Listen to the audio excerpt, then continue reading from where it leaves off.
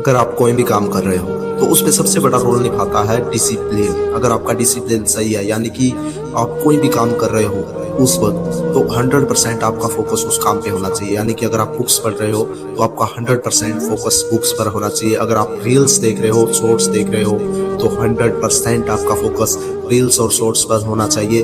अगर आप दोस्तों के साथ घूम रहे हो तो 100% फोकस आप अपने दोस्तों पे करिए, यानी कि उनसे बातचीत करिए।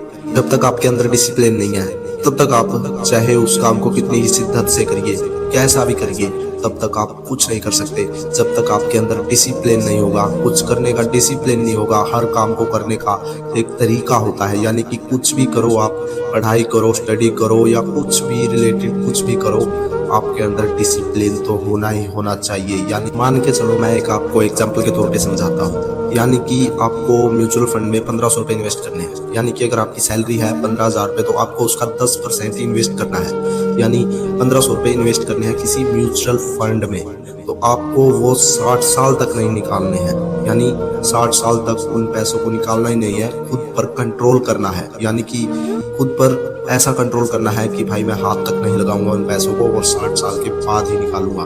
तो आपको क्या पता है आपके पास 60 साल के बाद कितना पैसा होगा? तकरीबन 2.5 करोड़ रुपए। यानी कि आप मतलब एक दिन में तो करोड़पति बन नहीं सकते, पर एक दिन जरूर बन सकते हो अगर आप ये काम करते हो तो। अब आप ये सोच रहे हो कि यार 60 साल के बाद बनूंगा, क्या हुआ? 60 साल के बाद, आज तक आपने देखा होगा कि 60 साल की उम्र में भी लोग काम कर रहे हैं, हार्ड वर्क कर रहे हैं, मेहनत कर रहे हैं, मेहनत मजदूरी कर रहे हैं। तो आप अगर ये इन्वेस्ट करते हो तो एक टाइम पे आप फाइनेंशियल फ्री हो सकते हो, आपको फ्रीडम मिल सकती है इससे। यानी कि अगर आप 1500 रुपये इन्वेस्ट भी कर रहे हो तो 2.5 करोड़, यानी कि एक टाइम पे, आने वाले टाइम में आप करोड़पति बन सकते हो।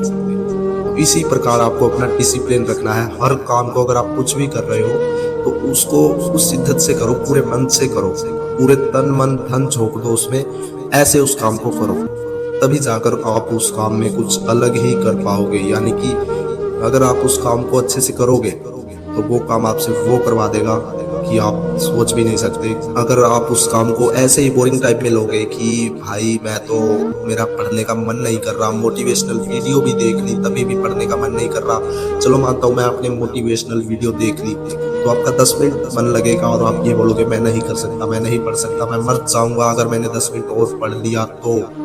आप जरा सोच के देखो, आपके माँ बाप दिन भर कमाते हैं और जितना भी पैसा कमाते हैं कुछ यही थोड़ा बहुत कमाते हैं, और वही पैसा आपकी स्टडी पे लगाते हैं, बुक्स लेते हैं, आपको कुछ भी प्रोवाइड करवा देते हैं। मतलब कि वो खुद के लिए कुछ बचा नहीं सकते, तो थोड़ा उनके लिए पढ़ो।